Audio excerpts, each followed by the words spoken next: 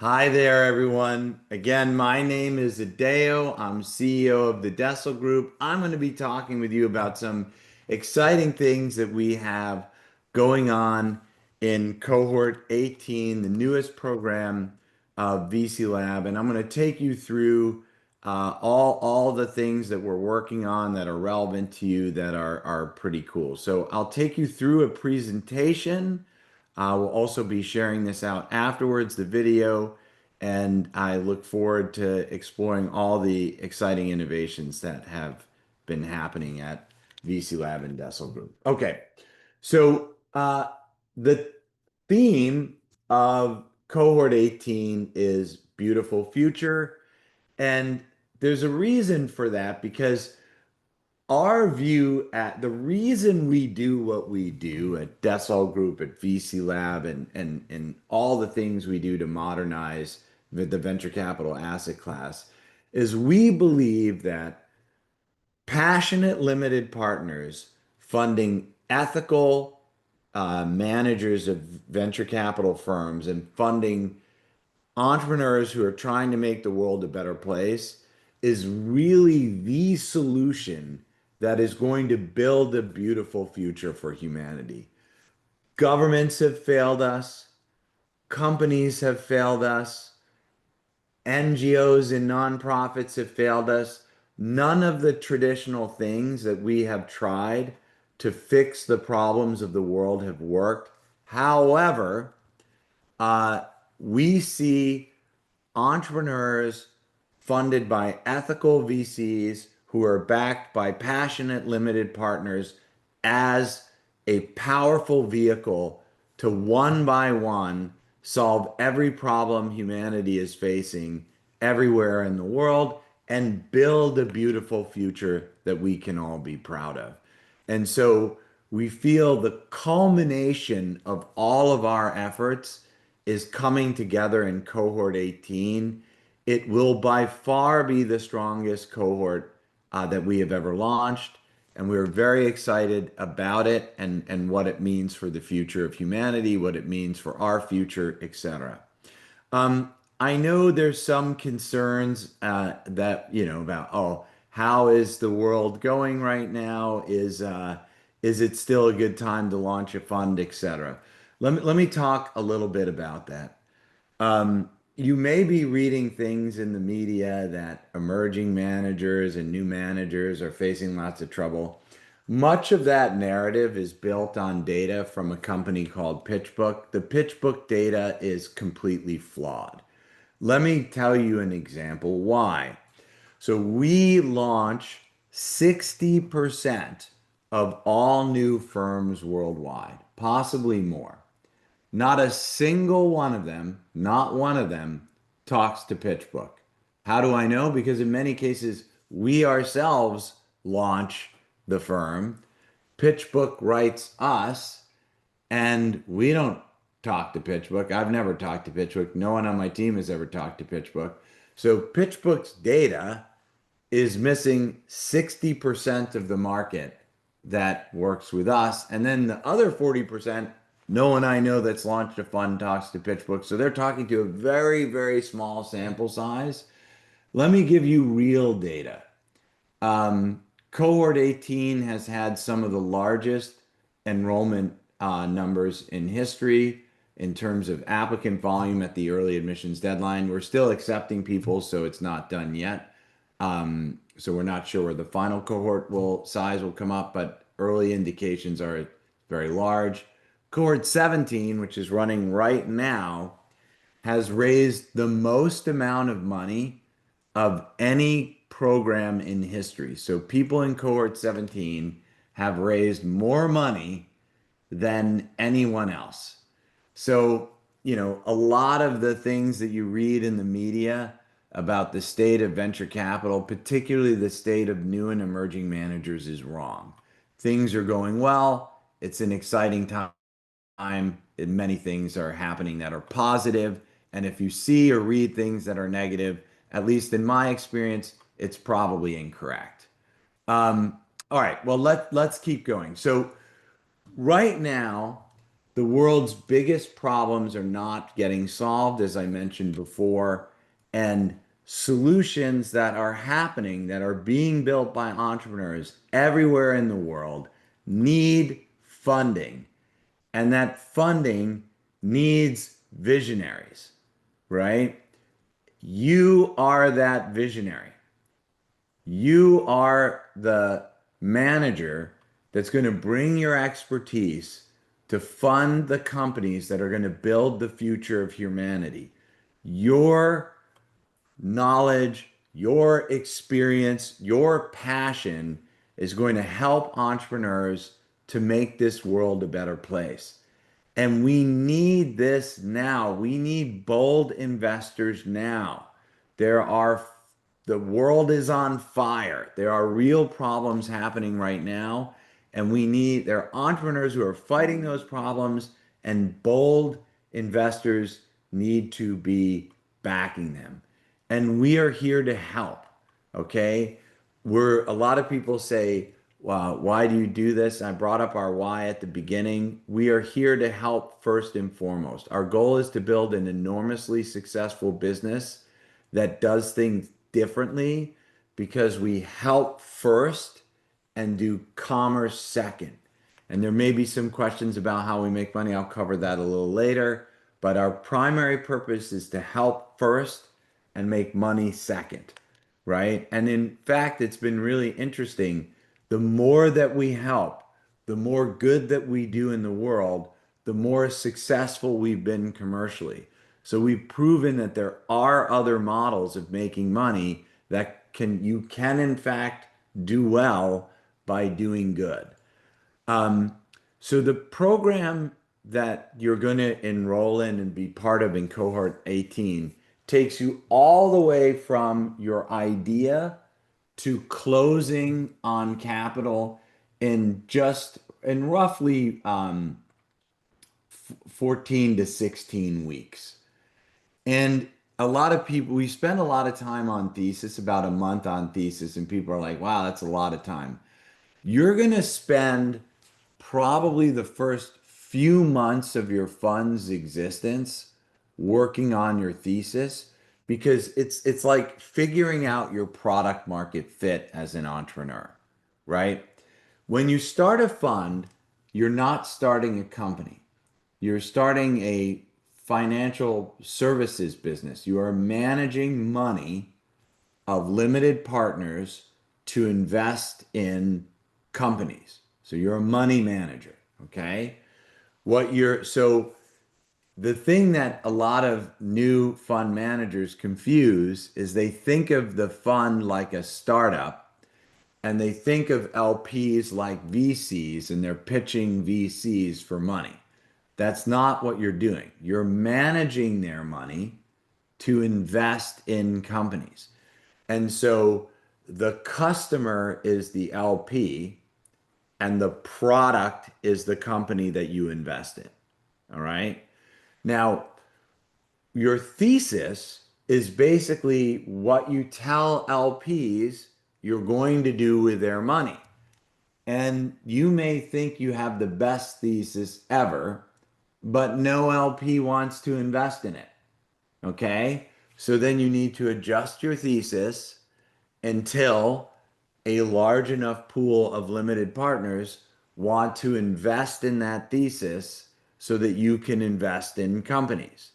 So working on your thesis takes a lot of time, because you can get the thesis pretty good, you could bring it to LPs, and then nobody wants to invest in it. So we spend a lot of time working with you on your thesis. We spend a lot of time working with you then on the corresponding materials. And then we spend a lot of time working with you on setting up the fund model, the fund operations, etc. So we really take you from idea to closing in a very short period of time. And it may not feel like three to 4 months is a short period of time, but I want to give you a sense. So our managers on average are closing in like 5 months or less. Okay. In the real world, a lightning fast close is 6 months. Most take 18 months, okay? And often 24 months. So the bell curve, the big top of the bell is around 18 months. So we can get you there in 4 months. Reality will get you there in 18 months. All right. And we're making it in cohort 18 because I want to talk about some of the exciting things that we're doing. We're making it easier than ever to launch uh, a venture capital firm. So we have something called the Start Fund. We're having a session, and maybe Domenica, you can put a link to the Start Fund session in the chat if anyone's interested. It's right after this. So if you're interested in joining and learning about the Start Fund, we'll talk about it literally right after this. We've got it so that you can form a fund in a day, less than a day actually, with no money down. Okay, this is brand new. We announced it at the end of last week. This is game changing, okay? To start a venture capital fund took on average 6 months. Forming a fund with a lawyer and a back office provider takes months. And why is that? Well, there are hundreds of pages of legal that you have to review. You have to set up three entities. Just to give you a sense, the bank account alone often can take 1 to 3 months. Just the bank account to set up. Now, you may ask, why is this? Well, the bank account needs to go through KYC, AML. They need to read all your legal agreements. So you have to prepare hundreds of pages of legal agreements. Then you have to give those legal agreements to your bank. Then the bank has to read all the legal agreements and then approve to get going. And that just takes a lot of time because the agreements are long, the banks have other things to do. So fund formation's been a very, very long and time consuming process. And in cohort 18, we're introducing forming in less than a day with no money up front in a program called the Start Fund. That is just amazing. It's game changing. You can learn more about it in about 40 minutes from now. In addition to that, we're going deep on personalized assistance. We want to meet with and talk with everyone in the program as much as we can to help you as much as we can. Starting a fund is more of a lonely journey than starting a company because there's lots and lots of founders, there's lots and lots of founder events, there's not a lot of managers, and there's not a lot of manager events. So we're going to be there right beside you, helping you launch with office hours, sessions with your working group. So you're going to get the most personalized assistance of any program that we've ever done. In addition to that, we've taken our amazing set of tools to build and run a fund, which are free for you in the program, and we've AI enabled them. I was talking with a manager yesterday, and he's like, one of the main reasons I love you guys is that you've given us some amazing tools. And let me talk about this, right? There's an AI-ification. Everything is moving to AI everywhere in the world, right? There's AI for finance, AI for writing articles, AI for, literally everything.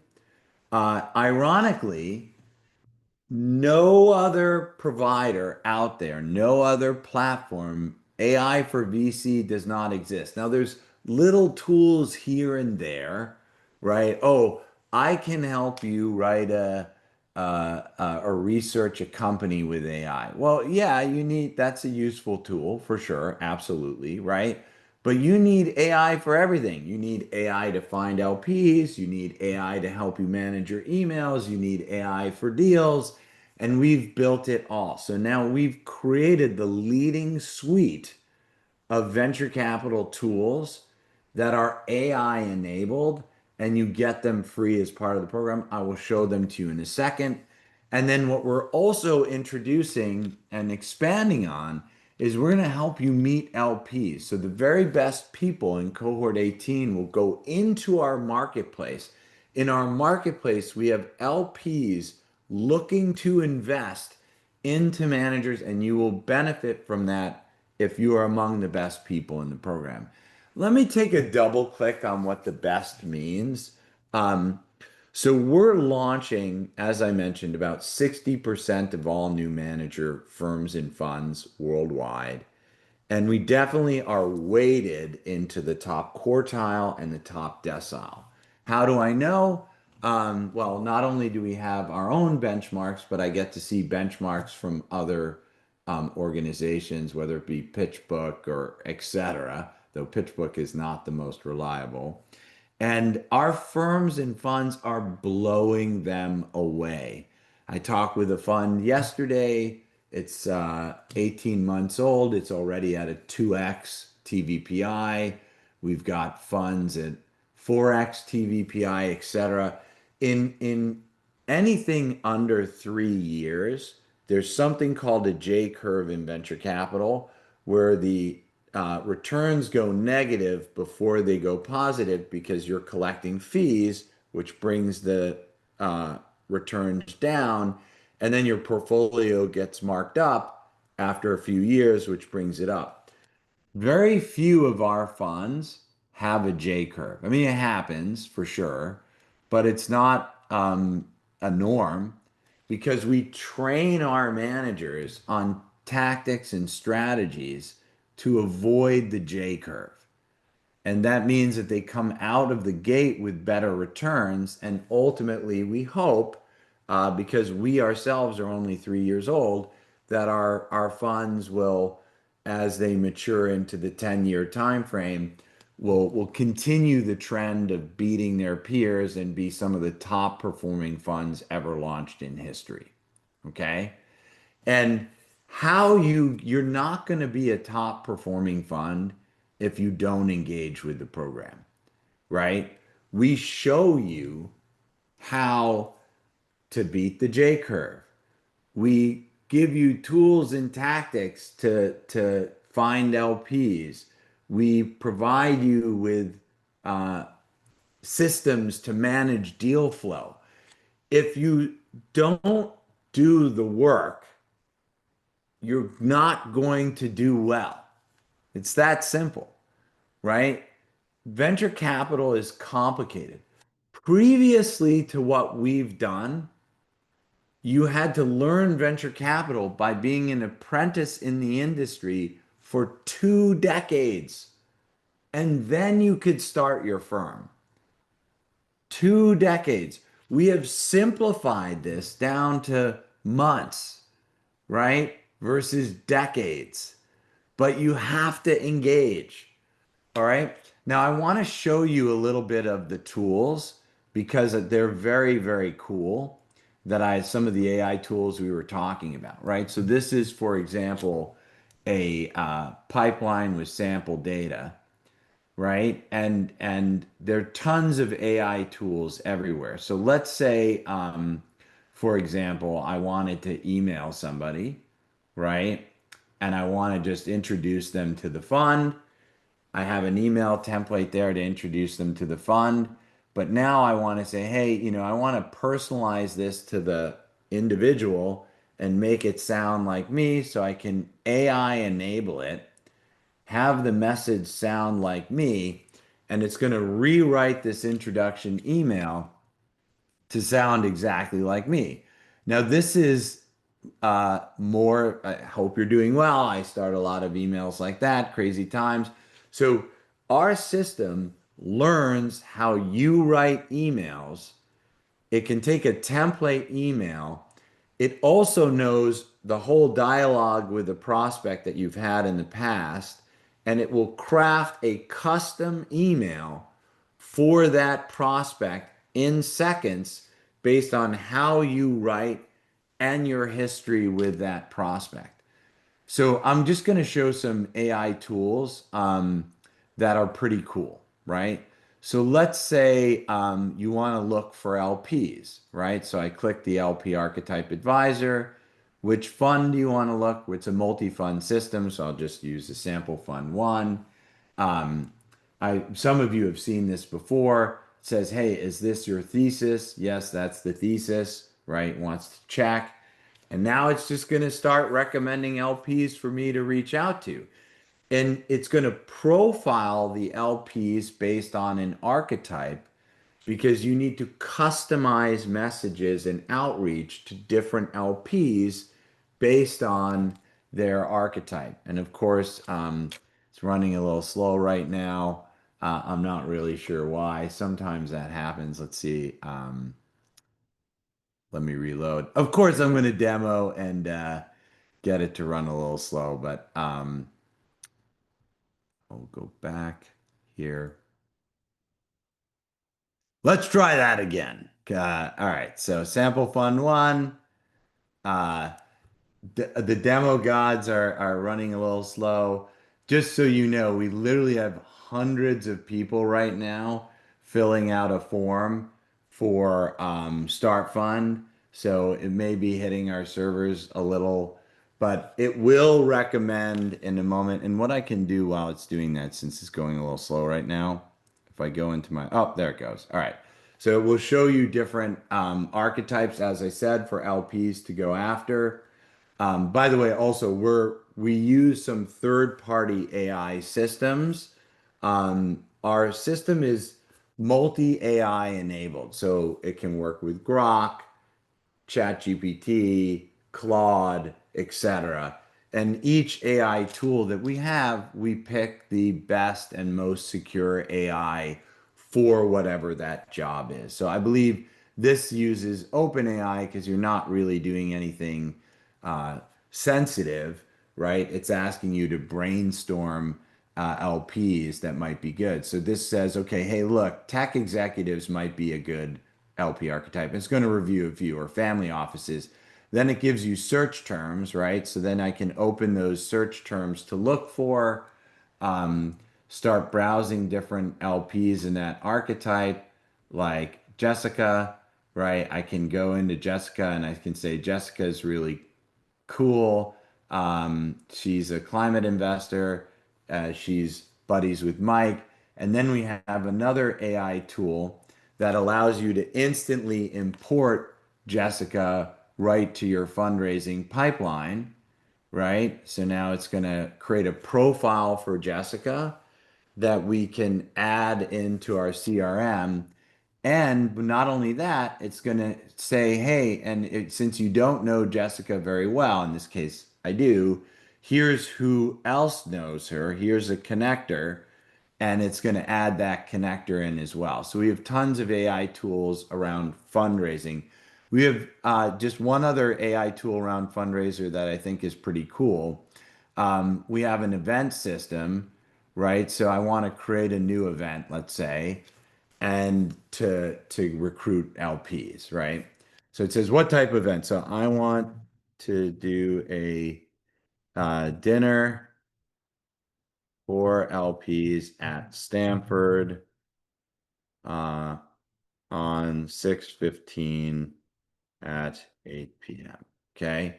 So now it's going to create a whole event around that VIP LP dinner at Stanford, right? Join us. It puts an agenda together in person, all this stuff. And then I can say confirm and publish. And then what it's going to do is it's going to actually now create that event for me in the system and voila, submit, done. So I just launched an LP focused event. It could be a founder focused event, any event in, I don't know, like, was that 30 seconds or something like that? So if I go over to my event system, there's the VIP LP dinner at Stanford that was created in a couple seconds. I can go over here, I can preview it. It's in draft mode, the agenda in person. So everything was set up. So we're making all these AI tools to help you do things that might have, how long would it take you to set up an event? Well, you have to go to the event system, you have to come up with a name, you have to come up with and all this stuff. And that could take a half hour that we just did in 30 seconds, right? We're not just doing this, by the way, for fundraising. We're also doing it for deal flow. If you go into the deals pipeline here at the top, you're going to see this pipeline ingestion email, right? You get a custom email for your pipelines.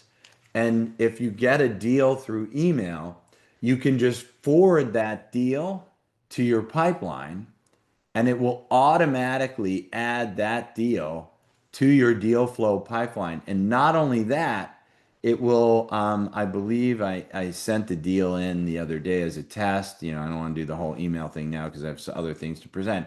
It will rate that deal on a 1 to 5 automatically based on how relevant that deal is to your thesis. And then if there are attachments and stuff on that deal, it will add those attachments. And so I did landings and co here, right? So let's see if and so it will put all the attachments that were in the email. So if you see back to files here for the deal, here's the deck that they sent. All that stuff is added automatically when you forward it in. And then if you want to write like a deal memo, what's even better? So if you go every deal, it's very easy to do things like add deal memos and stuff. So let's go into a deal memo right now. Just going on deal memos. So there's landings.co. I have a deal memo that I'm already working on here. And this is a sample, of course. And so you can build deal memos dynamically, right? But what's really cool now is, let's say, barriers to entry. We have a Write with AI button where all the files, all your emails, all your notes, everything is accessed by this Write with AI button. By the way, if you edit, you can also hit edit with AI. Oh, I'm editing the question there, but if you edit, sorry, the answer, rewrite with AI, right? So it will take all that information, ingest it, and help you write a deal memo with your thoughts very quickly, leveraging tons of information that's already in the system. Now, I can go on. There's really a ton of things we're doing with AI, but I want to get back to the presentation here. And if people have questions, we can answer it. So it's really never been easier to launch and build a venture capital firm and fund than it is today. And in addition to just the upgrades I mentioned there, more upgrades are coming in Cohort 18. We have a dedicated program for emerging managers. We just did an NPS on the emerging, it's called the Emerging Institute, on the Emerging Manager Program. It had 100. Okay, it literally had 100. I'm like, this is terrible. There's only one way you can go after you have 100 MPS, which is a perfect MPS score. And keep in mind, MPS is from -100 to +100. I don't even think I've ever heard of any. We had a 94 MPS. We maintain around a 94 MPS on our back office and technology. And so I'm like, that's terrible because that's so high. With the emerging manager program, we had 100 MPS. Okay. So I'm like, that's not good because the only way you can go now is down, right? You're not going to get 105 MPS. Um, in addition to that, as I mentioned, we're going to do a lot more personalized office hours, a lot more personalized playbooks for you. So we're going to really help you with what you need. And as you just saw with the deal technology, we have a lot of exciting deal tools to help you evaluate deals, do deals, write deal memos, all the thing a venture capitalist needs to do will be powered by AI and make your life easier. Because as a VC, especially as a first time manager, you're going to be getting hundreds of deals, in some cases a week, but certainly a month. And you got to filter through those to find the best. And without a big team, that can be very time consuming. So we're trying to make it really easy to separate the wheat from the chaff, to find the diamonds in the rough.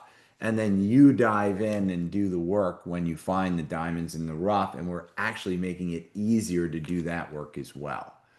Um, we see big opportunities that we're excited about in Cohort 18 around AI builders like Replit. There's tons of technology right now coming out to help people make new products and services and offerings and drug discovery with AI. We think that governments worldwide are going to be rethinking how they do things largely with AI. We feel like we are on the edge of exploring space at a scale that we have not done since the 60s. Globally, there's countries like India, China, et cetera, working on amazing advancements in space. And it's not just America anymore that's doing space, it's the world. And so we see an era of space exploration coming, and there'll still be some amazing space funds. We also see a lot of need for funds, climate resilience, right? We need all sorts of solutions to climate problems. We're polluting our environment and creating climate crises with our diet, we're with our consumption of plastic, et cetera, et cetera. So we need a lot of solutions there. I think the world is becoming more ethical, and so we need more ethical companies, more ethic. And if you look, like if there's a cosmetic company that's ethical and a non-ethical cosmetic company, these days the ethical cosmetic companies are doing better. So it's high time we see funds that put ethics first in how they back companies, and the companies that they back put ethics first. They're going to win over the hearts and minds of consumers, and we think that's a big trend in the future. And then there's a lot of need in the world today for mental health and well-being. We're in a mental health crisis right now. I think the future is bright, but there's a lot of need for funds to improve this, and we're going to be doing a focus of that in Cohort 18 as well. Worldwide, at this moment, everyone, transformative companies are being built. If you're thinking of launching a fund, and I'm seeing many of you introduce yourselves here, I'd love to hear in the chat and maybe just write yes, or have you seen some pretty exciting companies? If you've seen some pretty exciting companies, just say yes in the chat. I'm hoping you have. I'm okay. Yes, Andres is saying Paul, Nidish, Darshan, Francisco, Eddie. Yeah, okay. Look at this. I mean, it's exciting, guys. It's exciting. I'm excited. Wow. I mean, clearly, especially today, Eliza says, yeah, I mean, it's exciting. I mean, it's like just mind-blowing how many amazing things are happening in the world, right? Let's start funding these companies and making the world better, right? Uh, no cap is chapping with thousands of these companies. No cap is this AI investor. I think no cap is a bit of a marketing ploy, guys. And it's doing a great job. It makes me laugh, right? They did an April Fool's joke where it had invested all the money. Um, Look, you're going to have all the tools that NoCap has by being in Decile Hub, right? You'll have screening tools, you'll have evaluation tools, but Mark Andreessen and many great investors, the AI systems are not at the point where there can't be a human in the middle. There has to be a human in the middle for the time being. Okay. At some point, maybe not, but right now for sure. And if you're in the program, you will have the tools to make your life as easy as possible. It's still not going to be easy because being an investor is hard. It's hard to raise money. It's hard to pick great deals, but you'll have the tools to make it as easy as possible and get into those transformative companies that are starting right now, right? When there's a downturn or economic troubles and uncertainty, which is happening right now, it's historically proven that Slack, Instagram, even Google, blah, blah, blah, were all forged in these transformative periods where economic uncertainty leads to great companies getting born. And we're right in that moment right now. And so members of Cohort 18 will fund those companies for sure. So your moment to shape the future is right now. Okay. It's not in 6 months from now. It's not in 12 months from now. It's right now. All right. And so let's make this beautiful future together. Right. We're here to help. It doesn't cost anything to come in the program. Let's just do it. I will do anything I can to help you. Every member of my team will do everything that we can to help you. We've got the head of treasury from Sequoia, some of the top limited partners in the world on our team, and we're all here to help you, right? So I invite you to join us. The program's free, and I'll turn it over to questions right now, but I'll leave you with this thought, which is if if you're serious about starting a fund and you want to do it at some point in the next few months, now is the time. Okay? What are you waiting for? All right. So let's turn it over to questions.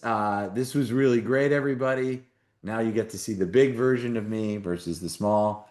Um, So we got a few questions. Now we got this big AMA coming up, so I want to end just a little bit early to prepare for that. So if you have questions, please get them in now. Don't wait another few minutes so that we can go through your questions.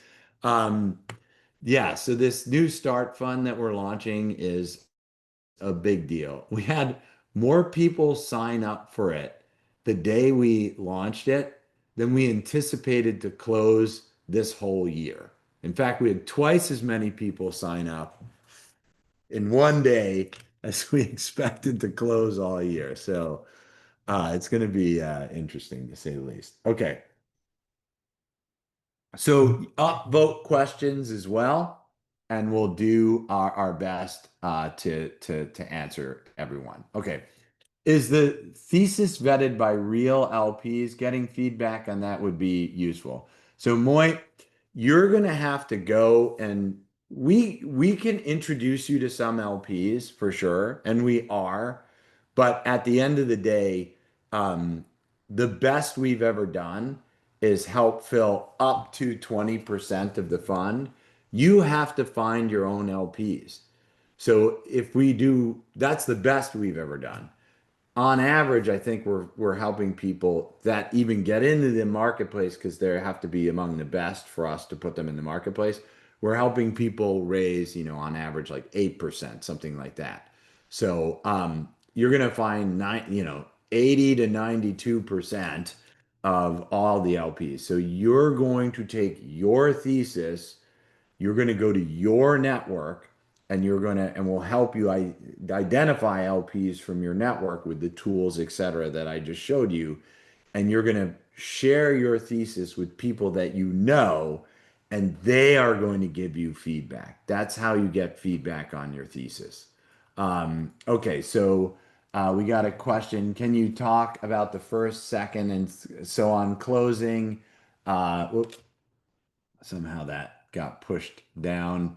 I'm having troubles explaining to inexperienced LPs why they should join the first closing instead of the second one. I see no reason to have a second closing. A lot of people just say, I'll wait and see how things are going. Yeah, so look, that's a great question. It's I don't know your name because you have a company name in there. Closing is hard, guys. Closing a venture capital fund is one of the hardest things that you can do because, as I mentioned, it's not like a pitch. It's not like a startup pitch. You're managing someone else's money. So you are proposing to be a money manager for a limited partner to invest in startups. And a lot of people view raising money for a fund like raising money for a startup. It's not. Okay. Who are the first people?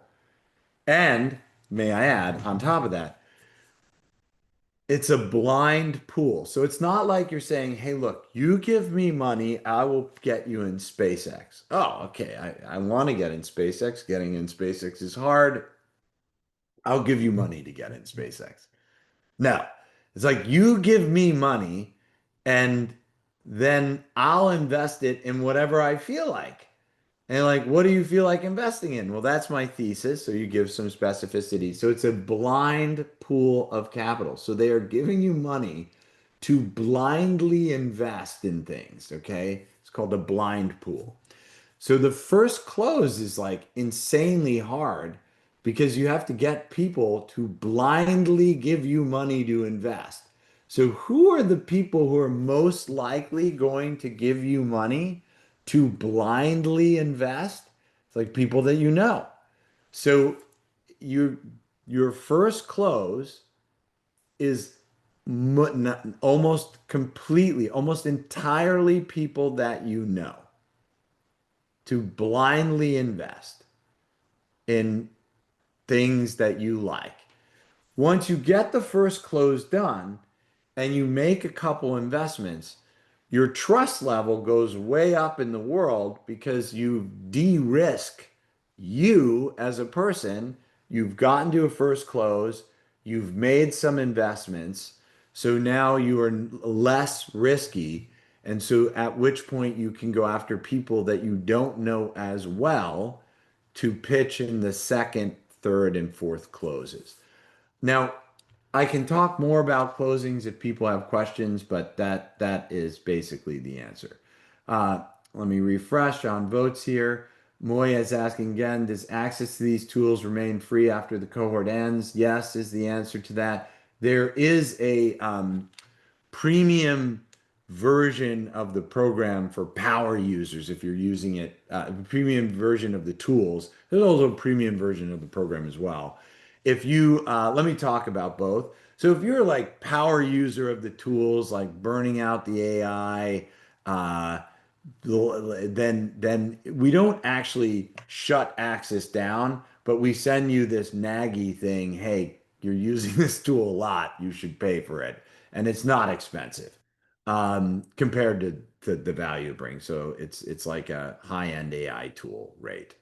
The premium version of the program is also not expensive. So we have, if you want one-on-one office hours every week, private help fundraising, private help. There's a premium version of the program. It's invite only, so we go and find the best of the best of the best that apply, and we invite them into this scenario where we really do one-on-one with you throughout the whole program to succeed because it's super hard to raise. So we want to make it as successful as possible for you. Emma's asking, based on your extensive experience, can you share some of the common mistakes newly launched fund managers make? I mean, look, uh, there are two sides to that question, Emma. So the managers outside VC Lab make deadly mistakes. That's why the failure that so emerging new and emerging managers have a very bad reputation with limited partners because of the sheer utter stupidity of the mistakes that are made. I would say the average new and emerging manager um, does three illegal things, not unethical. They're also unethical, obviously, because they're illegal. I'd say they probably do five unethical things and three illegal things very commonly, right? And they work with top-notch vendors. They literally the you because you could have a fund admin, a lawyer, and a tax person, and managers still manage to do illegal things and unethical things, both. So about three illegal things and five unethical things on average. And so if you're a large LP and you're like, oh, I'm going to invest in new and emerging managers, that group of people that does illegal and unethical things at a high rate, that just doesn't happen, right? Because they're like, I don't need the brain damage of like being in a fund that's done something illegal. So when you go through the VC Lab program, most managers that we graduate neither do illegal things or unethical things. I would say you, it's still possible our alumni do some accidental unethical things because there's something called conflicts of interest and fiduciary duties, and they're very kind of blurry line things. So people make mistakes around fiduciary duties and conflicts of interest that are honest mistakes. And so they kind of do an unethical thing. So I would say, if anything, our managers may accidentally do an unethical thing, but they very rarely do illegal things, right? Whereas it's very common to do illegal and unethical things if you don't go through a training program. Um, so I can go through some examples like if you do variable capital calls, that is both illegal and unethical. If you don't disclose conflicts of interest, that's unethical. If you don't clear conflicts of interest with your LPAC or limited partners, again, unethical.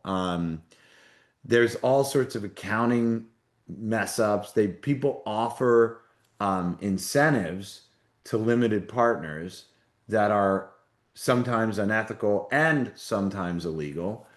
So that's pretty common. So there's such a long list. This webinar is too. How much time do we have? A few more minutes? Not enough time. Lots of stuff. Uh, Miles is asking, we've been investing directly off balance sheet for 8 months, now raising a GPLP fund. LPs are speaking, love our model. They are ready to invest. How can we access help just to close? Um, if so, look, Miles, we've got you could go to decilegroup.com and ask this question. We have a program just to close, Decile Partners for traditional funds. And if you want to move faster with a fund that's like under $10 million, we have the Start Fund, and that webinar starting in 8 minutes, Miles. So, but the VC Lab, it's not like, as I mentioned, you can make a lot of mistakes, Miles, where you're essentially doing illegal things or unethical things, not even consciously. And so I would just say, if you haven't been a venture investor for a long time, you probably would benefit by learning the ropes because there's a lot of things you need to know to do it well.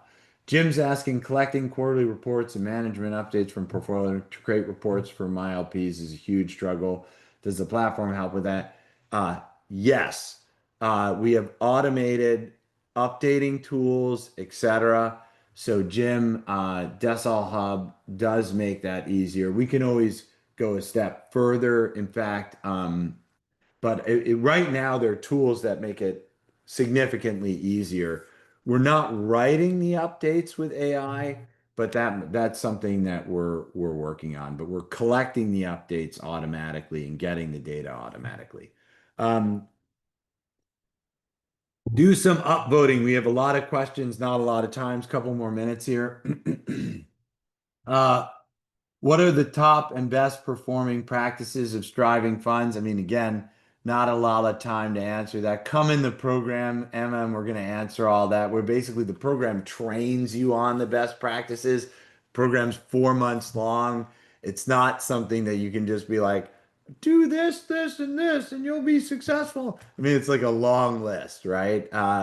Alexander's asking, what are your thoughts on how startups are going to change with vibe coding and sheer 10x of startups being created? So I don't think look, guys, creating a startup is also fairly hard. So I think you've got to really the so sure, there are going to be people who launch with one person great products and maybe even one person with great products that become billion-dollar companies, right? They're not going to need any funding, right? So there's a certain kind of startup that needs a funding. Those are still going to be fairly rare. And in moments like now, because the economic uncertainty in the world is very high, people feel there's a flight to safety. So a lot of people aren't starting companies because they're scared. So what happens is when times are good, everyone starts companies, and then it's very hard. Right now, less people start companies. So if you find an entrepreneur starting a company, by default, they're a little more risk tolerant, and that's why better companies are born now. So I don't see, at least right now, we're in this perfect period where there are not too many founders. It's easy to go find some great ones. Should I go solo or be open to getting more GPs? Manish is asking. Listen, Manish, um, you need to know the partners you're working with on a fund for roughly a decade. If you don't know these people really well, you're going to work for them for 13, 16 years at least. So if you don't know them for years, you shouldn't be starting a fund with them. How do you measure who is the best for the marketplace? It's really obvious, guys. When you're in the program, either you're doing the work, getting LPs, making momentum, or you're not doing the work, not getting LPs, not getting momentum. It's kind of black and white. So those people doing the work, getting momentum, getting LPs, they're the ones. All right, we need to wrap to prepare for the next session. So thank you, everyone. This was amazing. And I hope to see you in the next session. I hope to see you in VC Lab. Have a good one, everyone. Bye, guys.